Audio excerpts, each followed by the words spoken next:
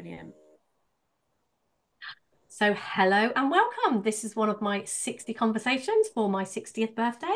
And today I'm going to be speaking to the lovely Becs Steele. So we have met in person. I love it when I'm speaking to people that I've met in person. It's really nice to know the person, more than just up to here. Yeah, you're local to Devon, not North Devon, unfortunately, but local to Devon. So we have had the pleasure of each other's company. So would you like to tell people a little bit about you and what you're up to in the world? And then we'll just see where this goes. Great. Thanks, Debs. Thanks for having me and happy birthday. Oh, I'm thank pleased to be you. part of your 60 conversations. So I'm in Devon near Totnes. I'm in South Devon. And I combine nutrition with coaching. So I started off just straight nutrition. And then 3 years ago now, I did Rohini's rewilding training. And it was great for me to then realize that I can bring the coaching side into the work. So I knew that nutrition on its own wasn't the answer, Mm. because you could give people a really, really good diet and they'd go away and they'd make the changes and they'd feel better, but then, they'd relapse and go back into old patterns of behavior. And it's when I started to combine the two that it worked really, really well. So, giving people the understanding of, just based in the inside out understanding, as well as dietary changes, and really understanding the mind body system as one, and Mm. the impact that our thoughts and everything that's going on, our stress, overwhelm, anxiety, has on the body. So that for me was a real game changer. So yeah, I call myself a nutritionist and wellbeing coach. And I work with people online and in person. Cool. So what were some of your first insights when you call it the inside out understanding, the three principles, whatever words you want to put on it. What were some of your insights? What has changed for you since coming across that sort of thing? Oh wow, that's a big question. There's so much has changed for me. I cannot even begin to say how much has changed for me. There's so I think I was in a similar sort of understanding probably 10 years before, and it was all about being present, whatever they had three principles actually, but whatever you resist persists, grows stronger, and dominates your life. Yeah. Um, no two things can occupy the same space at the same time. And anything you allow to be exactly as it is completes itself. And interestingly, those principles are becoming more relevant to me now than they were sort of 10 years ago. So it was quite a similar way of looking at life. But when I heard the principles, I just saw how much my thinking was creating my world.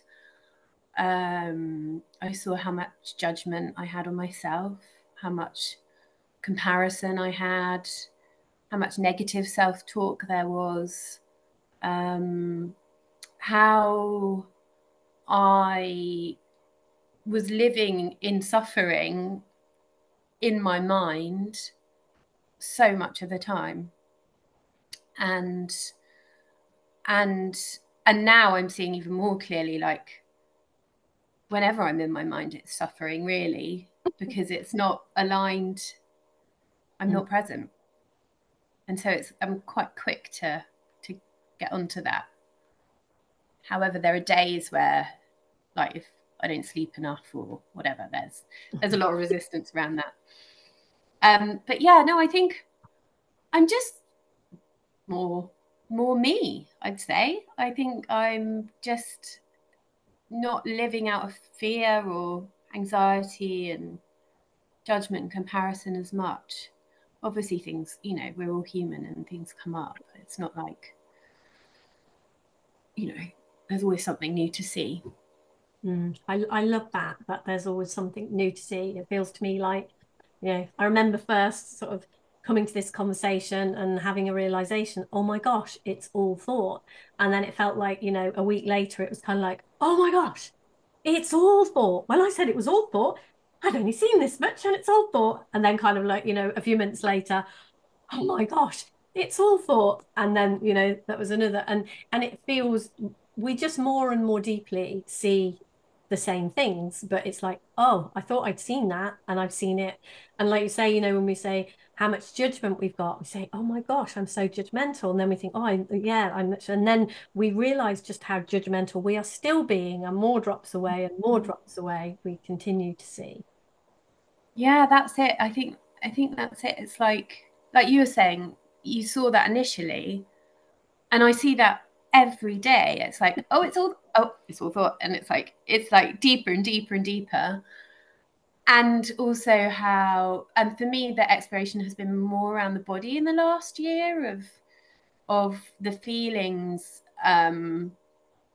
becoming, yeah, as they arise, to be present with them as they're coming in the moment, and how the body is this mirror as well to our thinking, and how much we get stuck in our bodies as well. So that's a really important exploration that I found, which has opened up even more for me. And that's a lot of the work that I do with clients, because I see that a lot of people get really in, they're really in their heads. It's like their heads running the world, their world, and they've shut off to any feelings in their body. They've totally disconnected, because that doesn't feel safe and that doesn't feel comfortable. And so, especially things like eating, if people are binge eating and things like that, it's because those emotions don't feel safe. And yeah, so there's so much that the body's guiding us to as well. Yeah, so I'm seeing a lot around that too. Well, the body is, like you say, the body is thought created too. It's not a separate, it's not, it feels like a separate entity. It feels like our thinking and our mind, and then, but there is oneness there. So our body is thought created too. So I guess when we are stuck in our thinking, I mean, our outside world, and realistically, our body too is a reflection of our inner world. So it is ultimately, if we haven't, and like you were saying at the beginning, when you said it's all very well giving people good food, but if their thinking is still totally messed up, the good food it's not gonna, because as I said, our body is thought created, so our thoughts can still create things in the body no matter how well we're looking after it from the outside. And so if you don't kind of do both things, definitely there is so much power in seeing what our thoughts are creating and changing that, looking for a more healthy way of doing that. Yeah, and a nervous system that's sort of in reaction, a heightened state all the time, in that fight or flight mode. We can be doing all the great things like amazing food and juicing and yoga and running around, but yeah, we're still in this inflamed, heightened state, because stressful thoughts and anxiety and things are still running the show. So yeah, it's about calming the whole system down, and and that's a learning in itself, isn't it? If you've been in a way of operating most of your life, Yes. it's a learned response that and especially if there's been events that trigger that, and we've lived out of that fight or flight mode. So yeah, it is amazing to see that it is all just one system. And I was calling it mind body connection, and I'm not sure I can even call it that now, because it is mind body. Yeah, yeah, it absolutely is. That there are not, I mean, ultimately there are not two things full stop, you know, even when we're looking in any, ultimately, as we continue to go back to source, back to source, back to source, we see that ultimately there is only oneness here. And I guess the closer we get to that in our treatment of anything, so it's all, you know, the formless becoming the form and going back to formless and becoming the form, and shifting in those sorts of ways, but always the form seems to reflect the formless. So the real changes, the real juice happens in that formless place, doesn't it? And then when we, because I had a friend, a really good friend actually, for some while, and she was very, very health conscious and very, you know, doing all the right things, and sadly and unfortunately she died of cancer. And with what I've kind of learned and what I've seen now, what I see is where it was coming from, her idea of health and looking after the body was from fear of, I have to be healthy, I have to do this, I mustn't. And it comes back to the one of those principles that you said at the beginning. She was really resisting. So she was doing all of these things to resist any illness. And it's like, what we resist persists, we create, you know, where we have our focus, we create. So I think, you know, for me, in hearing what you're saying, I see a really important distinction is to kind of say, once we understand our mind, it's so much easier. It makes so much more sense. We're looking after our body from a peaceful, calm, you know, that calming everything, calming the whole system down. It's kind of like, well, yeah, why wouldn't I take good care of my body? Whereas, you know, if we're in a heightened state and we're fearful of disease or fearful of, you know, health problems, we can actually create them by trying to be healthy, but by holding on to a lot of thinking about the fear around them. That is, that it reminds me of Anita Moorjani, if you ever read her Yes, book, Dying to Be Me, where, it was all like she was doing all the right things, but it was just coming from total fear of getting cancer. Yeah. And then she ended up getting, well, dying pretty much. I don't know. Yeah. And no, that's it. It's like, I saw that on my nutrition training, that people were coming to it from fear. Like, I can control this. It was Yeah. like really controlling their everything. Like, almost, some people are probably orthorexic, you know, where it's like that. It's a form of eating disorder where you have to be so healthy, you can't have anything that's like off plan. Yes. And huge anxiety around food, and health. So you can be that's it. It's like, you can be putting all these things in, but if there's that anxiety and fear and it's coming from that place, it's such a different place. And I listened to this because there was this amazing podcast by a Harvard professor who is talking about this, but from a very scientific point of view, and saying, mind, body, one system. And mindfulness, she calls it mindfulness, I'm not necessarily, don't love that term, but is the way to health. So the more present we can become, the more we unravel and see in ourselves, the more the body naturally does want to come back to health. And when we're driven by these thoughts and beliefs and ideas about ourselves that are really outdated and aren't serving us, they can drive us into negative behaviors, and and the body takes the brunt of that.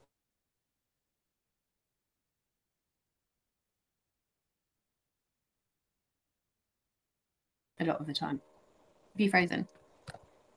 Have Well, I frozen? you've frozen, but I think it's all right. I think we're still here. Yeah. Yeah, and I see that in all areas. It is like for me, the principles are the place where we go back to source. We go back to what is creating.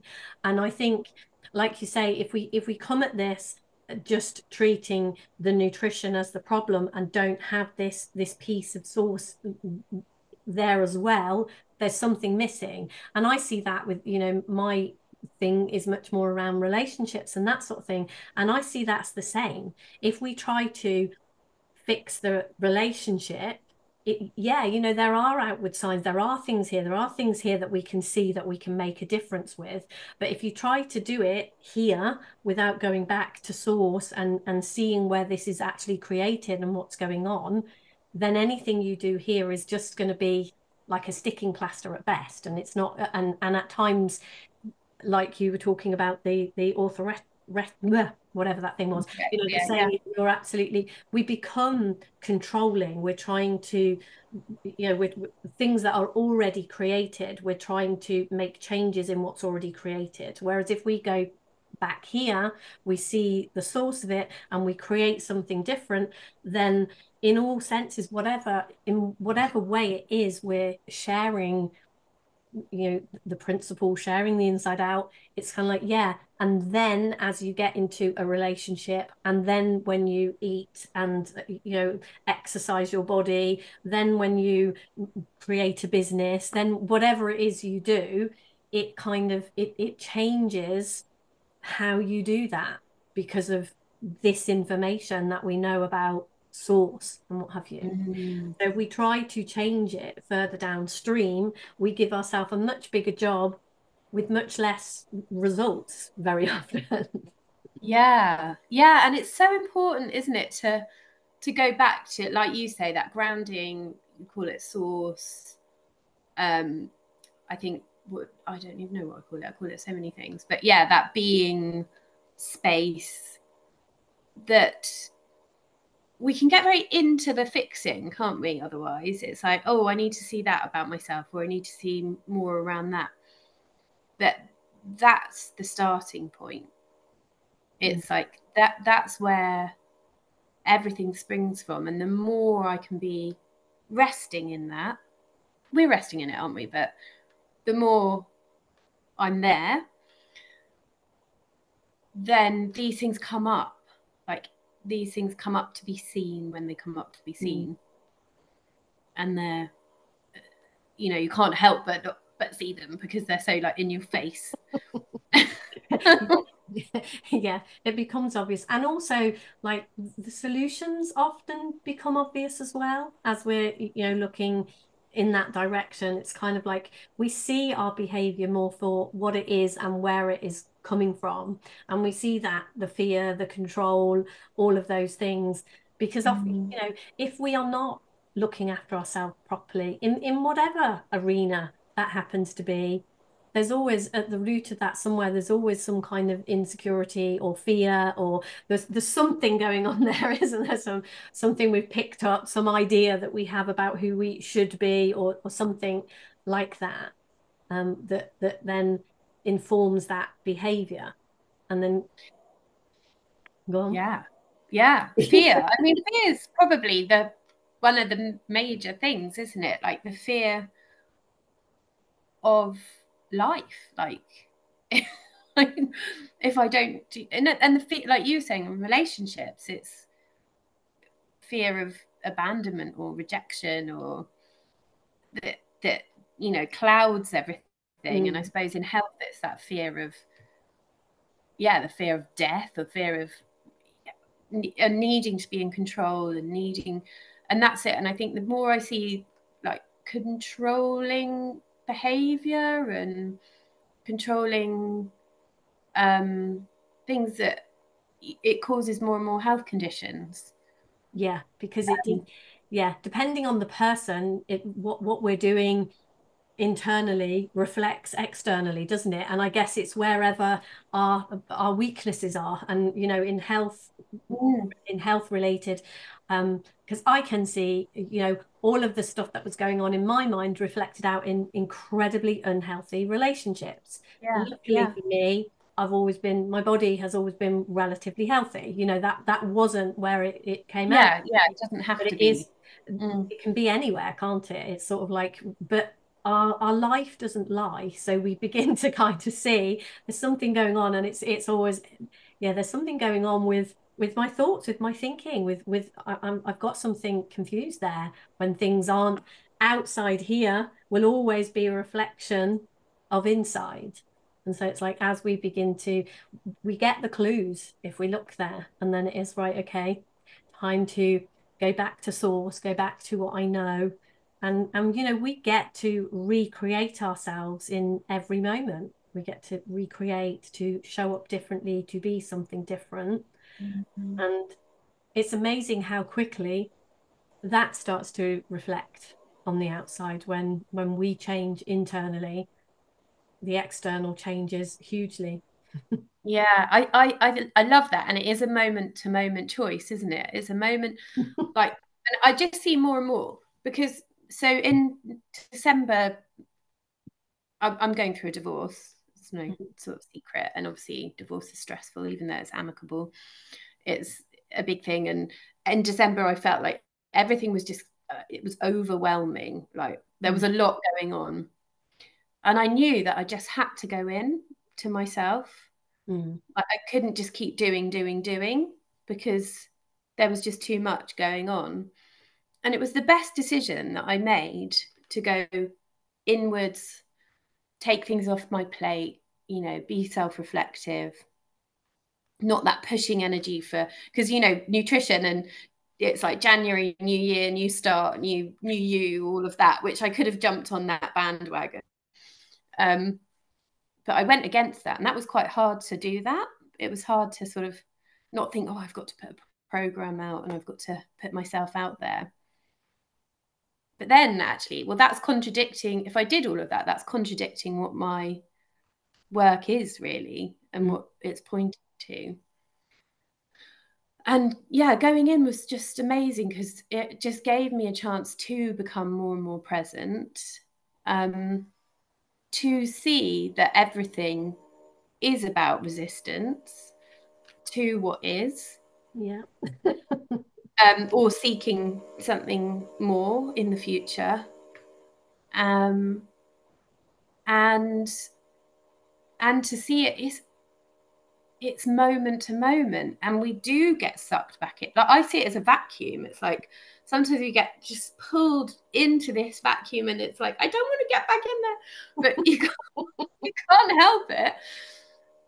And then you're like, how do I get out the vacuum? But it's never with our mind, is it? Because that just produces more We just it's being stuck in like one of the those vacuum. finger traps, isn't it? The more we pull to get out, the more we, Yeah, and actually if we relax and let go, it's that resistance again, that word that you used, isn't it? When we resist something, and that is the pulling away, the pushing away, any of that kind of thing, isn't it? That actually just creates the trap.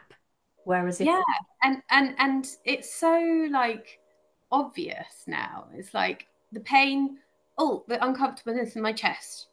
Okay, I'm off. I'm lost. mm, I'm in the vacuum. So the body is always guiding us in that way, which is amazing to have that.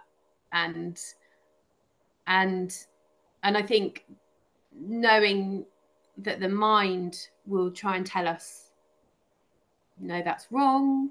You shouldn't be off in your thoughts. You're not doing this right. And that's more of the vacuum sucking you back in. So it is so simple, yet sometimes it's quite difficult to. it's incredibly simple, but I think, and in one sense, its simplicity is almost what we bulk against. And Yeah. especially if we have what appears to us to be a complex problem, a simple answer. It feels like, no, what's going on for me is incredibly complex. You can't give me such a simple answer, right? I want more than that. And yet, Yeah. you know, this is as simple as we are prepared to make it.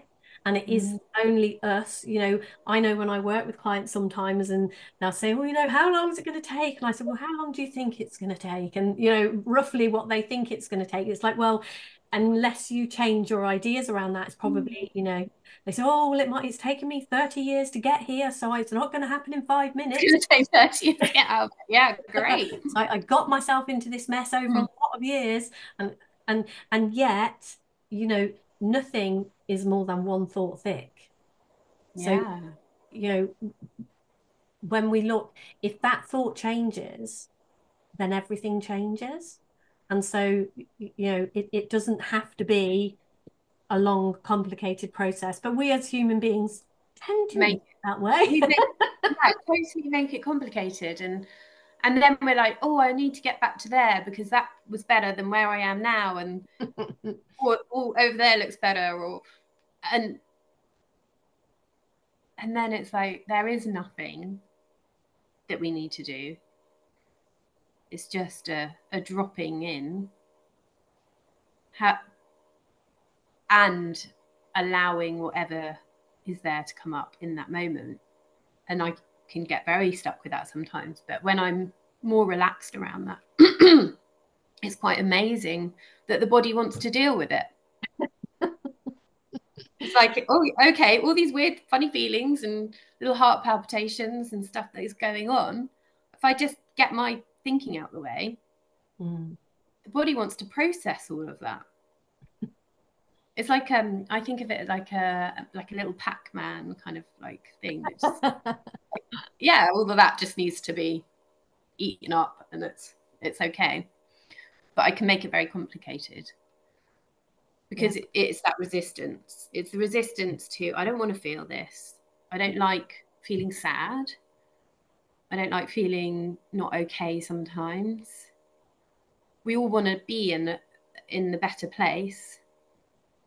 And so that's yeah, I just see that's what if we are okay with being sad, it's so much easier. It's one of those And things. move so much quicker. Yeah, this is what I mean. It's one of those paradoxical things, isn't it? Because the moment you're actually okay with, like, I know there was a thing, and a lot of people, it was a thing that people would say, well, just be okay with not being okay. And it's kind of like, that sort of doesn't exist I'm because not okay with not being okay. and it sort of doesn't exist in a good way. It's sort of like the minute you are okay with not being okay, then paradoxically you're okay. So you're not okay. But it's pointing you in the other direction. It's like when we're saying, I can't, no, I have to be okay, and you're resisting being okay, you keep yourself stuck in not being okay. But the That's minute it. you sort of say, all right, then I'll accept I'm not okay. As soon as you accept that, then you're okay. You kind of, and so and that's the whole point of it, isn't it? This is the whole go in the other direction, look where you can't think to look, see what you're not seeing. It's all about what looks, if I'm not okay, it kind of looks like, oh yeah, we'll be okay then. Do something and be okay. And it's like, do the exact opposite. Just accept the not okayness, and by accepting the not okayness, you're okay, because true acceptance of it Yeah. means it can't, like the other thing that you said, two things can't exist. So if you can't be okay not to be okay, because the minute you're okay, you're okay. So the two things can't exist, but when we resist it, we keep it in place. The acceptance of it brings our attention somewhere else. We've moved. We're not in that space anymore. Yeah. Yeah. And I fought with that for so long. Like I could, like you say that being okay with not being okay. I'd be like, oh yeah, no, intellectually, like, oh yeah, no, I'm okay with not being okay. But Yeah. actually, like, I really wasn't okay. Yeah. It would stick around for a few days. And I love I think Rupert Spira says it like, yeah, you're either seeking or resisting. And so when you're not okay, you're seeking a better experience. Yeah. And the minute And yeah, so you're you're resisting and yeah. seeking. Mm. And the minute, Yeah. yeah, when you stop doing that and are just in full acceptance of what is, there is nothing that can exist but okayness there. Yeah, I had the really good example of that the other night. Because often I will go to, oh, I'm feeling something, or I need to feel it, or I'm not okay with it. And, there's that going on. I had a layer of grief around um, my separation, and I just allowed it to be there. And it was amazing. It was like, it wasn't tears. It was just this amazing, like, like almost like feeling fireworks in the body, like, but this sort of spectacle of, wow, there's all this coming through, and I'm totally okay. It doesn't have to mean anything. It doesn't mean I need to get back with my husband, or you know Mm. it doesn't mean anything. It's just something coming through, and that was really powerful, Mm. because often I don't, sometimes I get in the way of that. It's very easy, isn't it, Mm. to block that? And I guess, that but it is seeing that underneath all of, the place where our experience arises from, if you like, the screen that it is being projected onto, that screen is always, it's always peace, love, Yeah. connection. And that is how paradoxically we are always what we are seeking, we are it, but it's the screen behind all the. And if you think about it, when we go to the cinema, when we're looking at the screen, we're looking right at the screen, but we don't actually see the screen. I'm sat here now in front of my computer screen, and I'm seeing you and your room and me and my stuff, and it's like I'm not actually seeing. I'm looking right at it, but I'm not actually seeing the screen. And part of Mm. this that we're pointing to is actually stop and see there is a screen there and if it weren't for the screen, this wouldn't be possible. And that to Yeah. me kind of brings me back to the screen itself is the place where this arises. When we're talking about ourselves metaphorically, it's kind of like if there was no screen, this wouldn't be arising. So even though Yeah. I might argue with what this is doing, thinking, saying, the health of it, what any of those Mm. kinds of things, it's like ultimately there is only peace, love, wisdom, connection, because the screen is what is enabling. The screen is where it is at. Yeah, um absolutely. but it's not always easy to remember. We're so taken by what is playing out on the screen that we Mm. screen entirely. And I love that what people point towards as well is like that once you accept all of it, like it's all going on, we don't need to battle so much with in our minds with like, oh, I'm not doing it right, this shouldn't be happening, oh, I should be more this, I should be more like that, like a more transformed version of me wouldn't be going through, like that's just all Mind nonsense. suffering. And then okay, I can have all of that going on and still know that I'm totally fine. Yeah. Mm. And that, yeah, that that's the tricky part sometimes. It's not the part that's so obvious to see sometimes, is it? Mm. That takes some I guess we develop eyes for that. Yeah, and I think that's it, isn't it? The more we see that, then we know that things happen, like stuff happens in life. We get sad, we get frightened, we get but it doesn't have the same weight. Mm. It's like, no, I'm totally fine within the middle of this. I'm not as engaged in it. I'm living it, but I'm not. I know that I'm all right. Mm.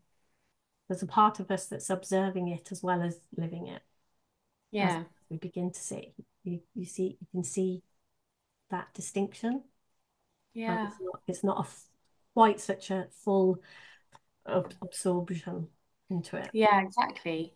And we can be more lighthearted and joyful within it. Mm. And we are here, there's nothing, we are here having a human experience. And Yeah. there's something incredible about the human experience. There is Yeah. some, Like, why would you want to sit on a mountain, like yeah. meditate? There is something really, really beautiful about a human experience in all its rawness, all of Mm, it. If when you think about the divine, when you think about the screen, and in one sense it's a really good analogy, the divine is a screen, just a plain blank white screen. It's beautiful, but it's, when we look at what's played out on the screen, there's some, what can play out on that screen is magnificence, and we can judge it and say, well, yeah, that looks a bit stormy and grey and crappy, that's not as magnificent as this, whatever. yeah. But it all has its magnificence, that we have the gift of what is playing out on the screen. And Mm, if we paid to go to the cinema and they sat us in front of a white screen for 2.5 hours, it'd be a little bit like, oh, yeah, this is a bit boring. yeah. It's like, Exactly. I didn't come for this. We We've got to come, enjoy the ride.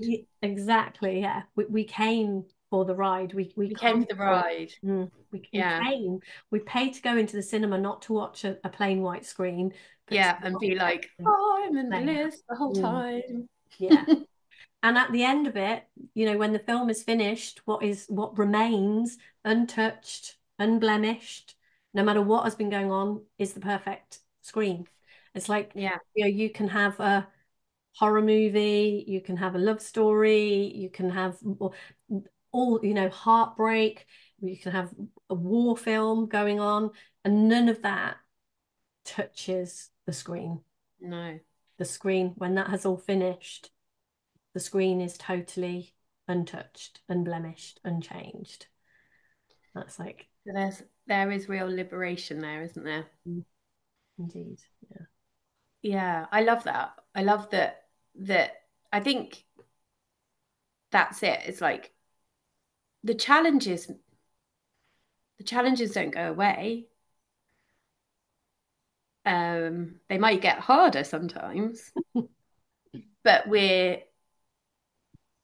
just going through it. We're experiencing it. Whereas before it would be like, this is not okay. Yeah, it becomes quite a different experience. Mm, The more awareness we have of truth, the experience becomes lighter and different yeah. and those things. But as I said, we're here to have a human experience, and I love my human experience, and I don't want to not have that. No, no, no, definitely not. I think it can be like you hear of people that do have that, and it's quite full on. It's not actually. I mean, it is amazing, but it's also like you need the contrast, don't you? We do. We do as human beings. Yeah, Mm. yeah. Oh, so that has been a great exploration, a great Oh, yeah. conversation. I yeah, I love that. That's so cool. And I think we've talked before actually about, like everything is a mirror to us. Mm, Like and that absolutely. Yeah. and that's also such a good way to look. Like Mm, if I'm seeing something in someone else, what is it that yeah. is I in think me? if you think about a mirror, if you see something like, a reflection of something, if you want that reflection to be different, you don't go to the reflection to try and change it. You come back here and change. Yeah. When something changes here, the reflection of it changes. So, mm, it is. Yeah. So an amazing exploration for life. Absolutely, Lifelong. absolutely. So if someone is interested in connecting with you, where can they find you? What's a good place to connect with you? Yeah. So my my business name is Be Well Nutrition, but letter B Mhm. and then well nutrition.co.uk. So you can look at my website there, or I'm Cool, Beck Steele on Facebook. cool. And obviously, if anybody can't find you, just if they know me, reach out. You might be able to find me there too. Cool. Okay. Oh, Debs, thank you so much.